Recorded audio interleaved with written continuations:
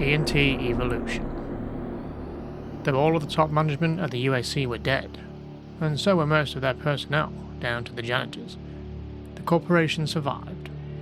Now under strict government supervision, the UAC still sought the secret to matter operation, and continued its experiments under vastly increased safety measures. The UAC's base was set up on one of the moons of Jupiter, hoping that the increased distance would enhance Earth's safety if something went wrong. Marines were stationed at the base, ready for anything. The invasion. Soon after the UAC opened its first gate, the minions of hell made their first attack. Suddenly through the gate flowed spiked, fanged, dripping techno-terrors.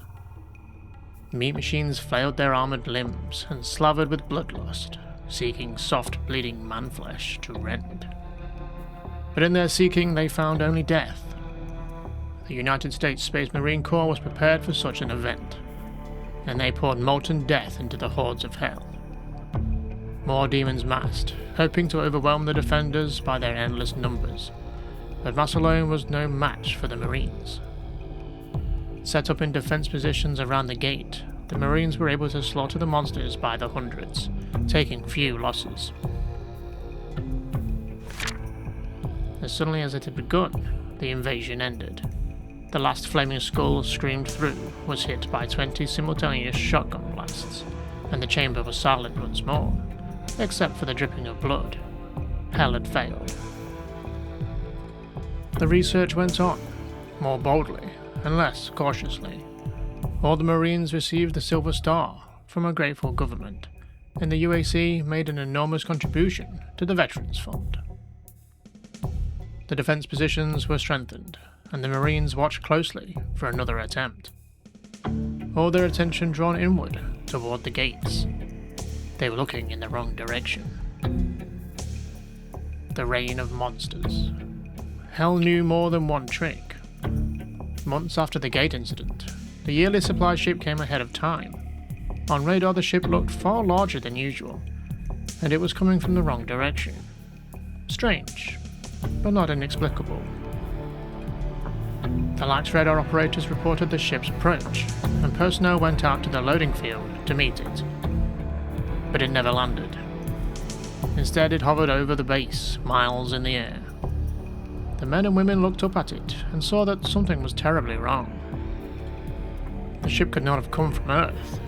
It was huge, kilometers long, and was built of bone, steel, flesh, corruption, and death. It was a biomechanical, magical construction from the depths of hell.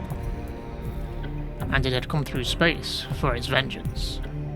Enormous doors, large as football fields, irised open, and hideous demons poured out, plunging to the ground and blanketing the entire base with their throbbing, pulsing bodies. They were everywhere at once. The Marines' defences, set up to prevent an attack from the direction of the gate, were worthless. The monsters poured through the sewers, the air vents, the hallways, everywhere, rampaging, corrupting, and feasting. Once more, the surviving humans were left as zombified, brain-dead monstrosities, existing only to kill, and kill, and kill. It's up to you.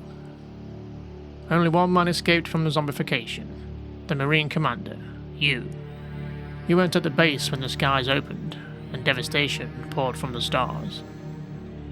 You were miles away, enjoying a walk across the moon's rough-hewn landscape. Then you heard a snorting gurgle behind you, and whirled to face one of them. The beings that still haunted your nightmares. Your reflexes weren't dulled by your experiences, and you pulled out your pistol and blew the imp to glory shreds. Hot-footing it back to the base, you saw it all, and realized what happened in a flash. The demon ship still floating above the infested base. Your boys, the men you'd trained to fight and kill and die as no fighting man had ever been trained before, were dead. You were not there when it happened, to die with them. Unlike the ancient samurai, who chose to die with their men, you cocked your pistol. You were going to kill for your men. And if you died trying, well, you were going to die anyway someday. Death at the fangs of demons might be the very worst way to die. But if they did manage to get you, hell would know it had been a fight. You fought your way out of the infested experimental labs. It seems that the UAC has once again gulped it down. With their high turnover, it must be hard for poor old UAC to buy corporate health insurance nowadays. Ahead lies the military complex, now swarming with diseased horrors, hot to get their teeth into you. With luck, the complex still has some warlike ordnance lying around. You hear the grinding of heavy machinery ahead. You sure hope they're not stomping out new hellspawn, but you're ready to remount a whole herd if you have to. They might be planning a blood feast, but you feel about as mean as 2,000 maniacs packed into one mad killer. You don't plan to go down easy. The vista opening ahead looks real damn familiar. It smells familiar too, like fried excrement. You didn't like this place before, and you sure as hell ain't planning to like it now. The more you brood on it, the madder you get. Hefting your gun, an evil grin trickles onto your face. Time to take some names. Suddenly all is silent from one horizon to the other. The agonizing echo of hell fades away. The nightmare sky turns to blue. The heaps of monster corpses start to evaporate, along with the evil stench that filled the air. Geez, maybe you've done it. Have you really won? Something rumbles in the distance. A blue light begins to glow inside the ruined skull of the demon spitter.